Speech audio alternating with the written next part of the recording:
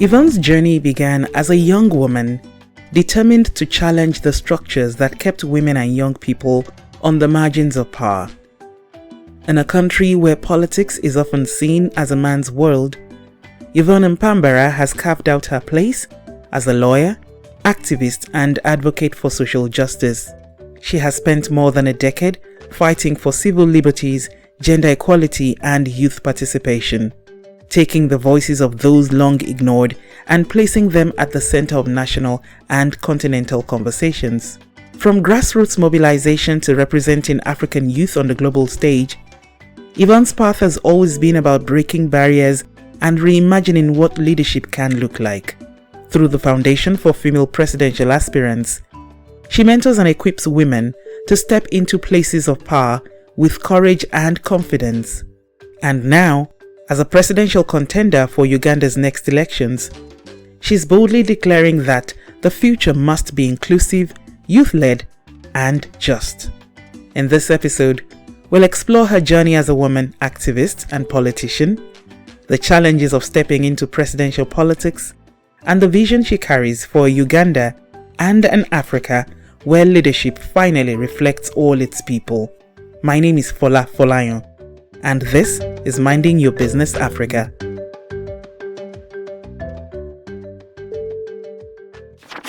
Looking for real African stories that go beyond the headlines? Welcome to Africa Talks, a network that brings you stories from across the continent, exploring social issues, uncovering underreported news, and creating space for real conversations. Africa Talks is about honest dialogue, strong journalism, and African perspectives. Visit africatalks.org to listen to your favorite shows. Africa Talks. When Africa speaks, the world listens.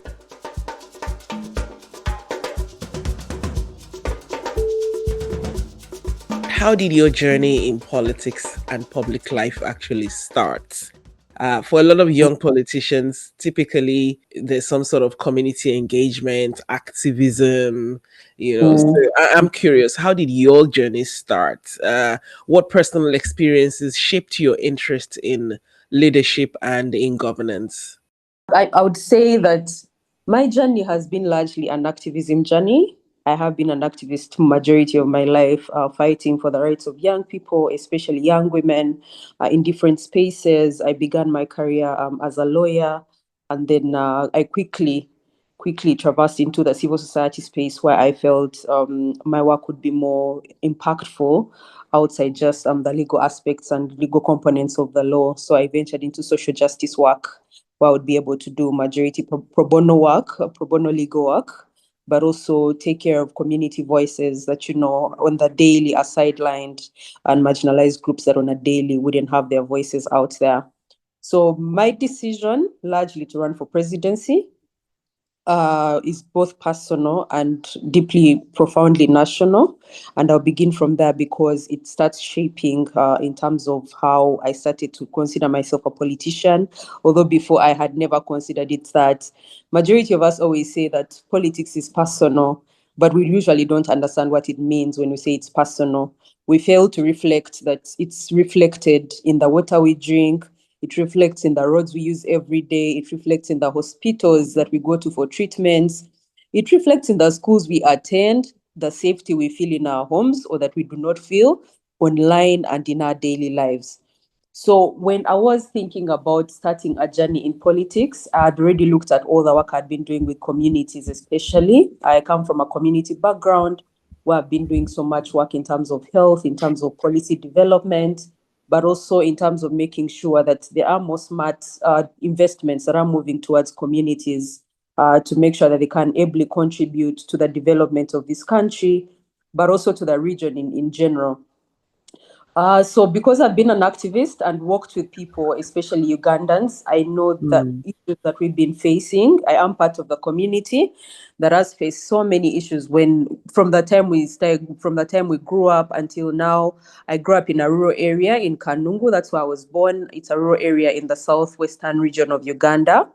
And if you've heard about some of these districts, you know that they are facing very adverse Serious poverty. challenges, There's yes. so many challenges. There are so many intersectional challenges of so many interwoven things that mostly sprout from the fact that leadership is not genuinely intentional in terms Mm, of development of everyone.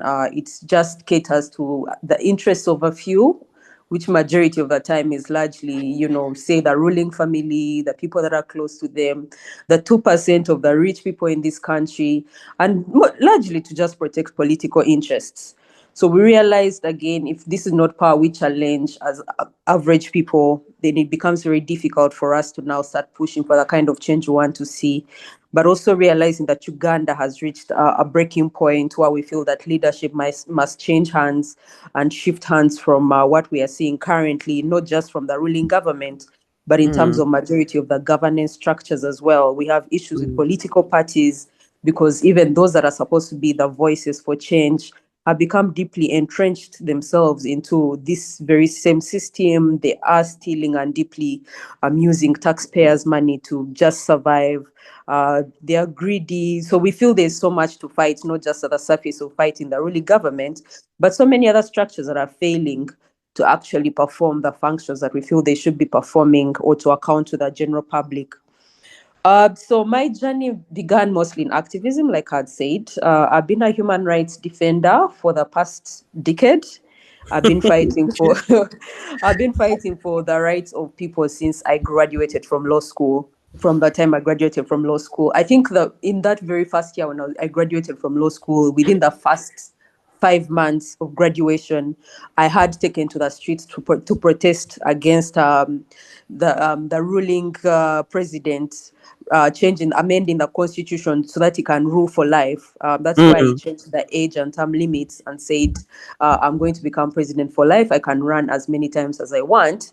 And he amended the constitution to that effect. Of course, I kind of expected that, you're going to flow from law to community engagement to activism, and now you're actively running for governance. When you said that you participated in a protest, Mm, it's a familiar scenario as well, because not just in Uganda but across Africa, a lot of young mm, people are protesting. In Kenya, mm, there's protest, and mm, all of this is coming because of dissatisfaction, which you have clearly expressed earlier, mm, about being dissatisfied with the system, with the order of things, For a lot of people who are watching from the sidelines, or even concerned, maybe not necessarily watching from the sidelines, but concerned, mm, the mm, question would be, how effective has all of this protest, how effective has it been? Um, mm, Young people come out on the streets and they protest, they make their voices heard. Does it really spark real change? And I mm, remember that in Nigeria, there was a time where, people were saying, don't just go on the streets and protest or stay on social media and protest. You need mm, to get involved. You need to join, these political parties, get involved in the leadership from the ground up. In Nigeria, of course, there would be like, young people forming their own political parties, like a third or a fourth force. But mm, the argument has always been, can you really make change if you're not in the system? So I'm curious mm. about what you think. And I'm curious if that is the reason why you're aspiring, for governance now. Is it because the protests haven't been working and you feel like the only way you can make change is to be in the system? And if that's your answer, why Mm. aren't you in the leadership party, which would be, some would argue, a faster way for you to make a difference or make your voice heard? So I'll definitely begin by talking about the effects of the protests. I feel protests have created the necessary political agitation. Leaders can see that clearly people are agitated compared to times before when we just complain and the voices stay low. They're not Yeah. seeing the actual effect of why we are complaining, so they become very comfortable. So Mm, the fact that it's generations of young people, especially, that are pushing and telling them, listen, we've had enough. We want to change leadership. We need better for the country.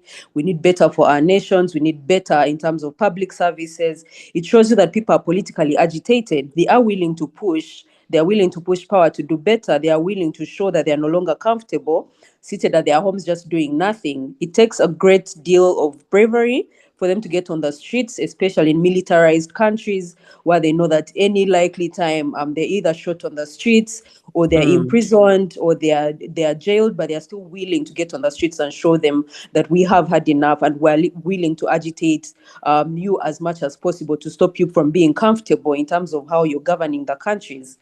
So it's a sign. It's a sign that people have had enough and that they're willing to actually take on very brave methods for them to be able to cause change, to shift, certain levels of power and show that at any given point we're getting ready to cause any agitation to actually take leadership. But it also shows that, young people are finding alternative ways of organizing outside systems that are failing to work. I feel that it's slowly becoming a tactic of suppression to tell young people to align themselves with systems they know are already dead. Because honestly, if we are speaking, I talked earlier about what political parties are doing right now. They are not any different from the ruling structures. They're not any different. But then it's the same voices that keep telling us you must align yourself with these structures, because they know that even with these political parties, they are controlling the outcomes. They're controlling the outcomes from the very top, from the centralized power. They're controlling the outcomes of what political parties are doing. So it is a tactic to suppress still. They want to put you in the system, they align you so that your ways of organizing don't cause the level of political agitation that is necessary to actually effect change. Yeah, so maybe that will take me to the reason why I have refused to align myself with a political party, because this is also a question that keeps Okay. springing up. They keep asking me, why don't you align with a political party? They have more influence, they have more force. But from the voices of us who are coming from the community, we know what the truth is.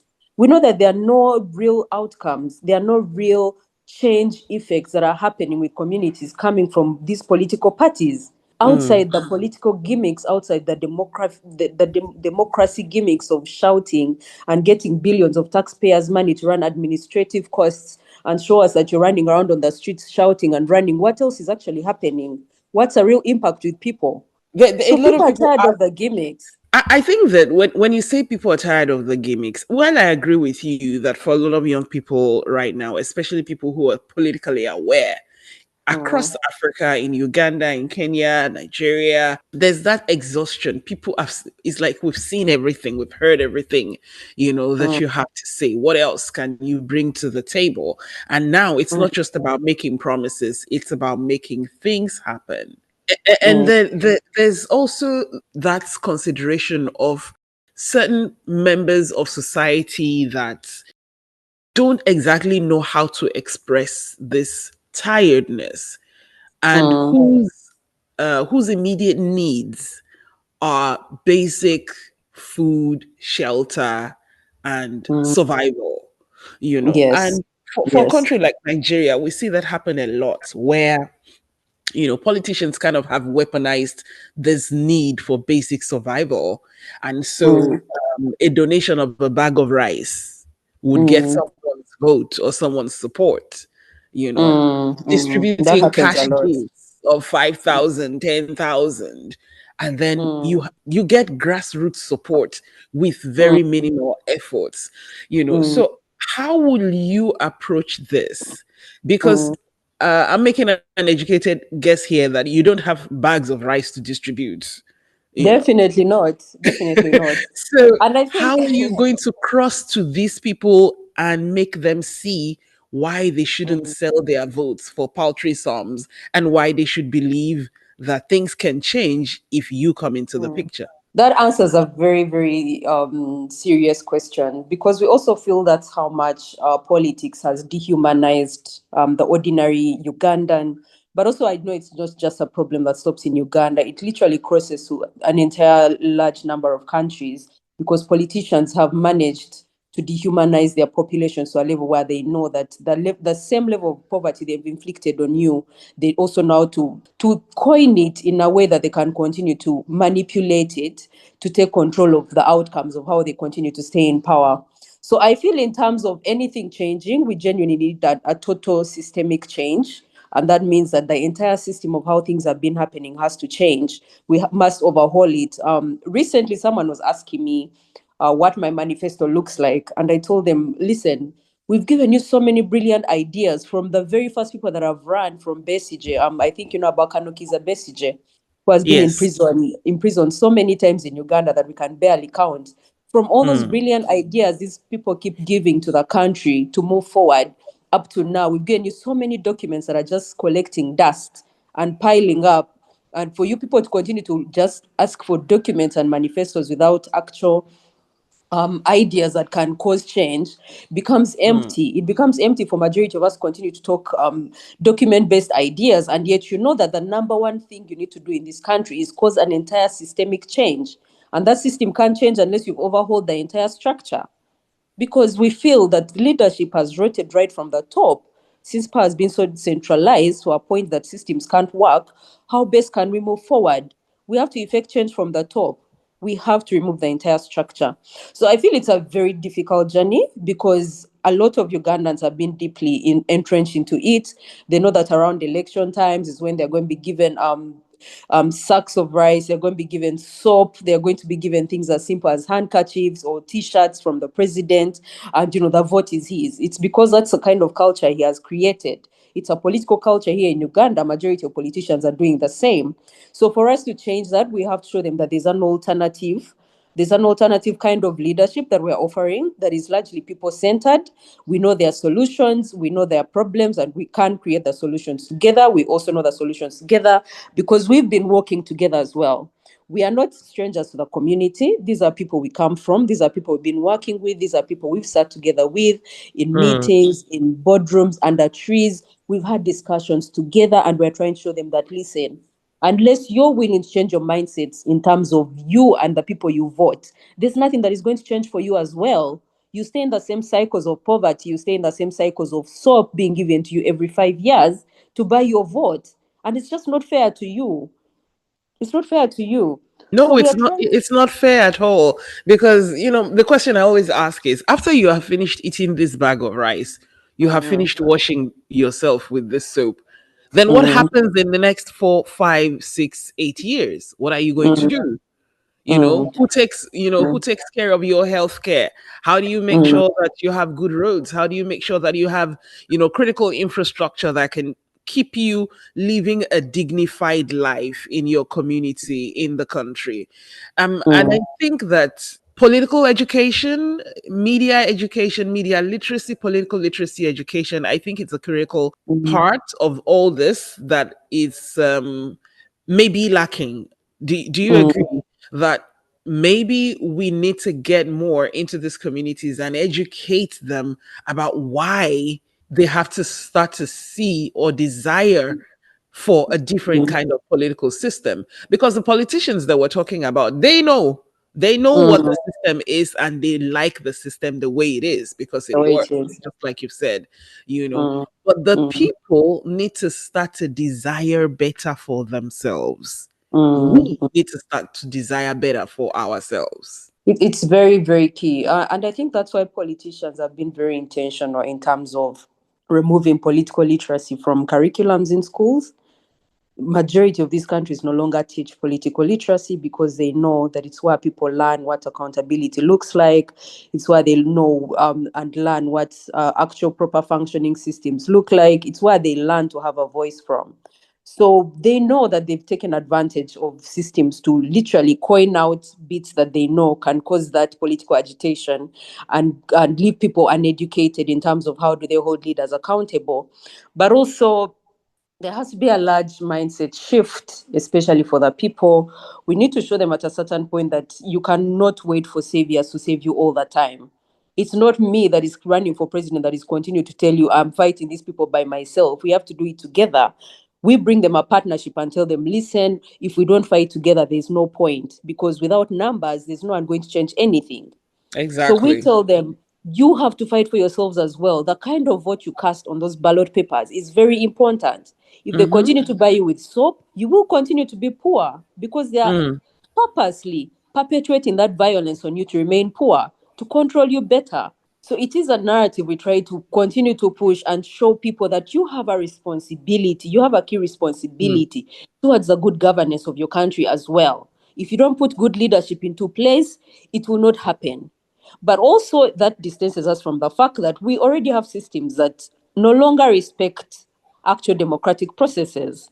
We know that majority of these leaders rig those elections. Even when we are agitated, they will rig the elections. That is true. So then what happens to majority of us? Our role still remains to cause as much agitation as possible to show that we are not willing participants in whatever is happening. Yeah, when you talk about rigging elections, elections Mm. cannot be rigged without the active participation of members of the society. I mean, Yes. during the 2023 elections in Nigeria, there was lots and lots of allegations of vote buying and of active rigging. I Mm. work for a journalism organization, and we had done investigations into Mm. those elections, where after the elections we went back to review the ballot papers from the data from the voting machines, and lots of irregularities were uncovered. But you see, Mm. politicians will not come to the voting area to physically remove ballot boxes like it used to be back in the days. That's They will use people. They will still use mm. members of the community. They will still use the Yes. average Joe, the average, random person. So at the end of the Mm. day, if people decide that elections will not be rigged on their Mm. watch, it will Mm. be very, very difficult for that to Mm. happen. And I know that you're going to talk about voter apathy. I know that it is a problem, but voter Mm. apathy is happening because people do not trust the system.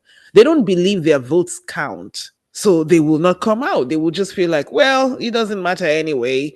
They're going to do what they're going to do. And so they don't come out. So talk about how voter Mm. apathy is actually counterproductive.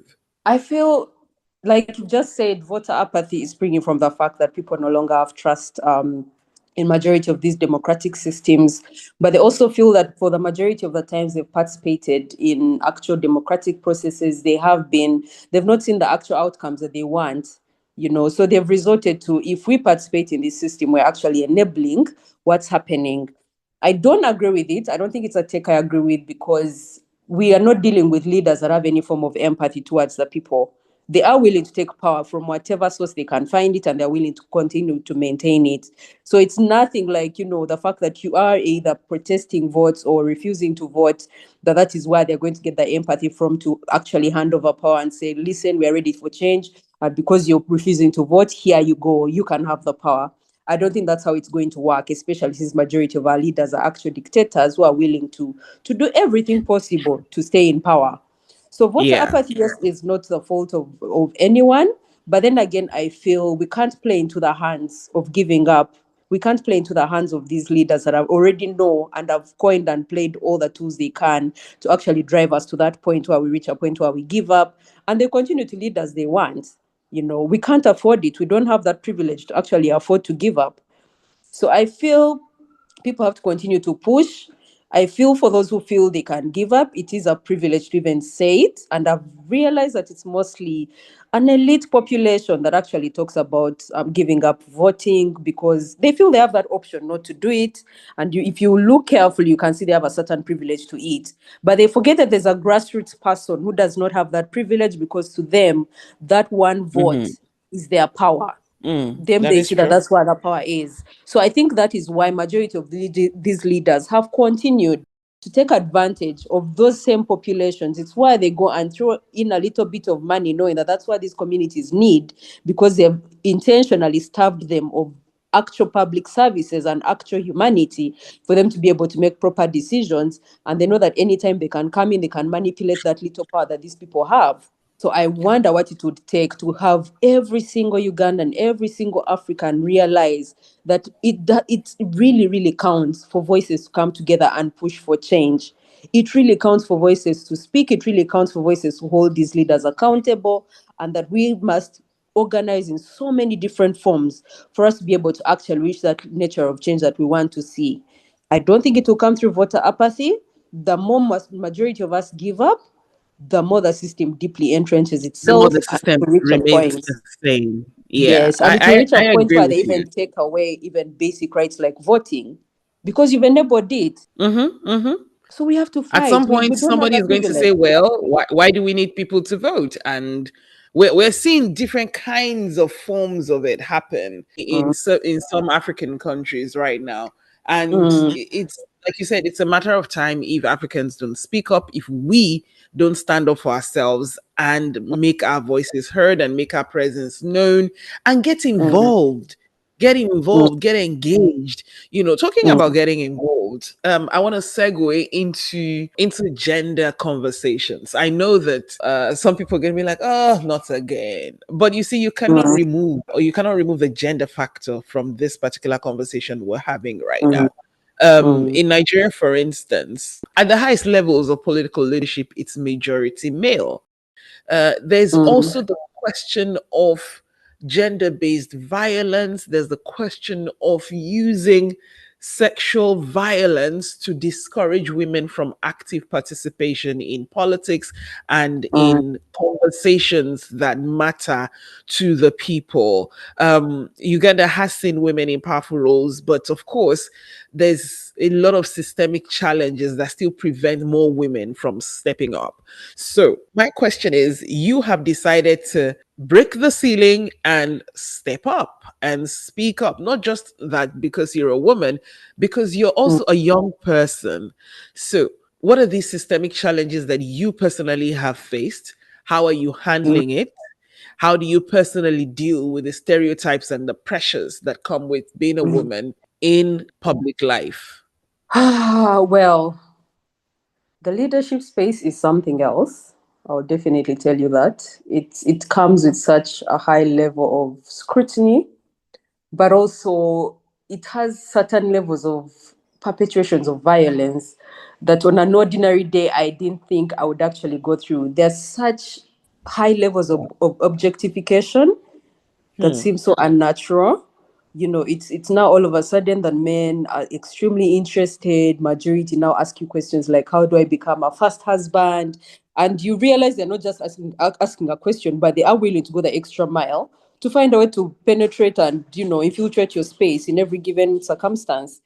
I feel it's been very frustrating because I even recently had an argument with a media person who just wake up around midnight and he sends me messages like, good morning, beautiful, you know.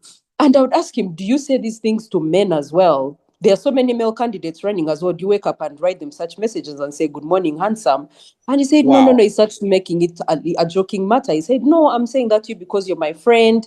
And, I find you beautiful. So I told him, that's not a compliment to me. You're simply disrespecting me. And he goes off and becomes extremely angry. He gets entitled. And I'm just so scared, wondering what is happening. And this is a media person I've been dealing with for quite some time. But he suddenly sees this way of trying to objectify me, trying to disrespect me, to show me that even if I'm running for such a high political office, he's not willing to respect the fact that I'm running for presidency. He still just sees a woman, you know it's very difficult, but also there are such high levels of technology facilitated violence that I feel should become a very key major factor for majority of people that are speaking now. And I've been calling on so many women to document their journey so that it becomes uniform, to show that we're documenting experiences of the nature of violence we are facing online. There are so many things that women are going through. Image-based abuse. I have a colleague recently whose video was released online. She's running for member of parliament, but I Wow. think maybe one of her angry exes or something released an old video of her and put it on the internet. And these men come and they're making fun of her. They're saying all sorts of disrespectful things. They're laughing. They're saying, oh, the reason we're going to vote for you is because you have a big bum. And it's just so dehumanizing. And it becomes even really unsafe for majority of us, because it doesn't stop there. It doesn't stop at just humiliating you online. It translates into physical violence, because majority of these people start stalking you. They start looking for you. They are sending you harassing messages. So it becomes a whole other thing altogether. But also in terms of participation, in Uganda, majority of the voters, the biggest voting bloc is actually women, and they vote the most in this country. But it's very unfortunate that our representation still remains at about 30%. And even that small percentage, there's no meaningful participation of women, because they are participating in a dead system that is largely centralized to one man who is running and rotating everything in the country and how everything should be run. So there's this certain expectation that because there's already 30% of women, you hear people telling you, they will say that, but listen, the speaker of the country is a woman, the prime minister is a woman, the vice president is a woman. So what is your complaint that you want to lead the country? And you ask them, how is one person or these three people going to turn the country into something different if your lead himself cannot even let even the men that are 70% in this country turn anything into a meaningful country for the rest of us? How do you expect these 3, 4, 5 women to do it? And then they'll tell you, but listen, you already have those positions. Why aren't you using them to cause change? How do you cause change when the president says no? So is it the women that should put their lives out there and be killed? They can't meaningfully participate because they are not given that opportunity to meaningfully participate. We've seen what the system does to honest people. We've seen what the system does to people that are willing to cause and effect change. It will swallow you. So, how are you safeguarding yourself? I mean, with all of this that you have outlined, how are you safeguarding yourself? What are you doing to make sure that you're protected, if I can use that word, from all of this? Are you just stepping in the game without any safeguards? Do you have any backings? Maybe financial, maybe sponsorship, maybe political, maybe law enforcement. What are you doing? So we are largely working with a community, and I think that's one of the most important aspects of it. Community covers so much, and it literally covers all the aspects you've talked about. The fact that we are being endorsed by the community means the other ones that are largely looking out for us, for our safety, for our resources. They are largely looking out for our well-being. When you're not feeling well, who is looking out for you? It's the community that checks up on you every day. So we are working with a very large group of community. I come from a civil society background, and I feel that majority of the work we've been doing has been largely people-centered. So we are working with people that know us. We are working with people that have been working this journey with us. And it's not the time now that they are shifting and saying, just because you're entering into politics, when we're going to desert you. So we have so many people that have volunteered to step up, to take on the legal aspects of the law in case anything happens. There are so many people that are willing to mobilize and look for resources, although it's still a bit difficult. We have some people that are trying to push into that space and make sure that we can be ably funded. But also at the same time, we are trying to document as many processes as possible so that it no longer remains a silent voice that women run and they stay silent. And I think maybe that is also one of the challenges I didn't mention, the fact that we have not had so many women at the presidency level that are able to document and say this is what the journey has looked like, because we've had very few women so far in Uganda's history that have run for presidency. I think tops like 3 or 4, which is a very small number. So we are trying now to document and show that this is what is happening. This is what always happens at presidential level, but also not just as presidential level. This is what happens to women in politics. So the more we normalize those voices in terms of documenting, the more people realize it's actually intentionally perpetuated violence, for example. It's the more they are willing to come together to work with women and make sure that they have safe transitions through politics, but also properly enter spaces to make them safe for them to be able to run. But it's also continuously calling on regional and international communities to say, look, if we're not all speaking with the same voice as what they're doing to just women in Uganda, it will likely happen to the rest of you as well when you attempt to enter leadership positions. So we need to speak one unified voice. I agree. We do need to speak with one unified voice because if it's happening to one, it's happening to everyone. You know what they say, that none of us are free if one of us is still bound. And I agree with you because the challenges that are faced by women in Ugandan politics is not unique to Ugandan women, African women generally, Nigerian women. If you ask what's going on, you would hear stories for days, really. And, which brings me to the question. I know it might sound very mundane. People have asked it several times if Africa is ready for more young female presidents or heads of government in the next decade. I mean, we've seen female presidents emerge in different countries, and, people might argue about the politics of these women, but the fact is that there is some representation. There has been some representation in the continent. But do you really think that female presidency, apart from just representation, would bring some sort of a systemic change? Like, do you think that our political systems would be vastly different? Do you think that our leadership structures would be different? Because if you do emerge as a female president on the same systems and structures that already exist, then what's the difference other than the fact that you're female? What else is going to be different? I mean, I think we're not just ready as countries for female presidents. I think it's overdue. Because for decades, women have carried the weight of the economies, they've carried the weight of their families, of communities, of so many sectors. They've led in schools, they've led in hospitals, farms, the courtyards, the courtrooms, businesses, in peace negotiations. So the real question is, if we trust women to raise nations, why aren't they ready to lead countries? We constantly coin women as nurturers. We always say women are nurturers. Why can't they nurture countries? It's not even a question of can we now have a female president? It should be a question of when. It is overdue. It is overdue. The readiness is portrayed in millions of people, especially in Uganda, where we feel we are getting really fed up of recycled promises from the same type of politics. It's always politics that is just dressed in new clothes every single election cycle, every single year. In fact, even during that period between election periods, majority of these people are quiet and silent. It's women that are carrying the backs of these communities and economies. But the political environments are quiet. They're making noise about politics, about things that do not necessarily translate down to community or directly translate into actual impacts on people. So if women have been carrying the necks and backs of all these economies and nations, why are we failing to put them as leaders for them to nurture countries back into what it's supposed to be? We are hungry for that change, you know? So I feel people have reached a level where they feel that being given a woman does not disqualify you from ruling. You're just differently qualified. You're more qualified from these recycled promises of politics that are driven by egos. There's no empathy, and citizens are tired. They're fed up. They're just trying to see something that is an alternative, something that is a new kind of leadership that will put them into an actual change that they can say, we are being led by someone that has empathy towards people, that is willing to be a bit more people-centered.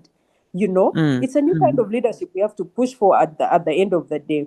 If we trust women to also be the biggest blocks, it means that at a certain point, majority of the voices have to also begin with them to see the impact I that it agree. should have for them to have a representation who looks like them for once. I absolutely agree with you.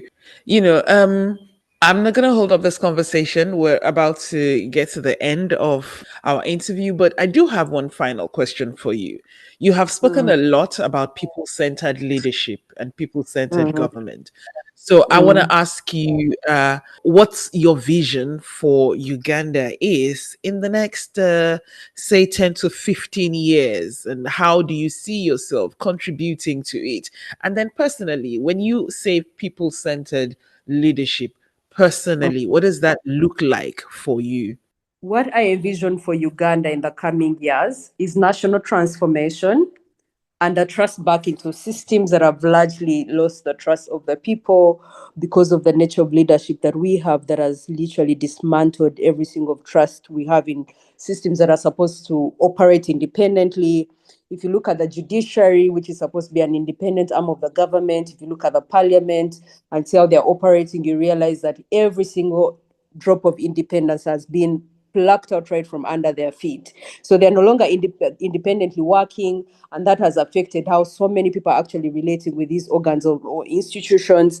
It's affecting how justice or how laws are being made, or generally how majority of public services are reaching the people, all the way to grassroots. So I feel we have to, from our end, we have to put back trust in institutions to make sure that systems are working properly, because without systems, it's very hard to effect the kind of change we want. But we know for us to effect it, we have to begin by changing the entire structure so that people can have trust in it again. So we need governance that is accountable. We need it to become transparent.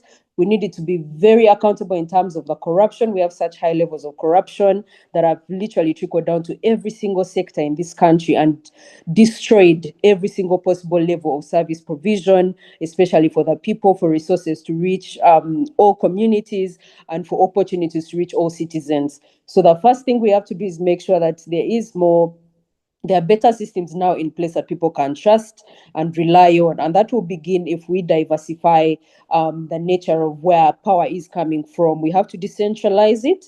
And I feel in the first 10, 15 years, I have to be able to decentralize power, especially in terms of decision making and making sure that, arms of different government are not just elected by the president himself, but we also put some power into civil society, into the human rights commissions, to be able to do a function where they can hold some of these powers ably accountable.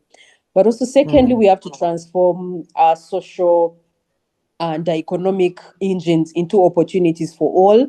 They have to be sustainable for all the populations. We have so many sectors that need services, the energy sector, the economic sectors, the infrastructure needs to change. You can see how corruption has also dismembered infrastructure as well, but also the fact that now that we're waiting to produce even oil, people are not looking forward to it because they already know where the benefits are going, who is going to reap them.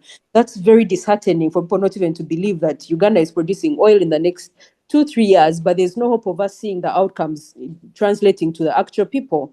So we need to be able to translate these engines as opportunities for all citizens rather than the few 2-3%. Lastly, I see a vision for Uganda on the global stage, not just global, continental, and regional. We need to be able to play a key role in terms of how we transform our voices beyond spectator level or beyond just reacting to global and regional events, but to actual influencers and shapers of the outcomes of what happens at regional, continental, and global levels, but also to look and invest in the diaspora. We have so many Ugandans that are living outside the country that we feel can become great contributors to the development of the country. We need to be able to take opportunity of that, but also to continue to create. Uganda has been a very role model. It has been a key role model in terms of maintaining security on the continent. So we feel we need to diversify it, maybe slightly beyond security, to Uganda being influential in terms of trade, investment, technology, climate justice, and cultural power to other regions as well. So we feel we are going to anchor it around those 3 pillars to make sure that we can diversify Uganda's power, but also make sure that as we are diversifying it, that Ugandans on ground and here at home are feeling safe, are protected, dignified, and opportunities are reaching each and every single Ugandan. Yeah, and final one for the listeners of this podcast who are listening from Uganda, how would you want them to support you? We need them to continue to make as much noise as possible. We need Uganda to see that young people are articulate, but they're also ready to become leaders, and that leadership is not just coined from political experience. Leaders come from various sectors of this country. Leaders should be able to come from civil society.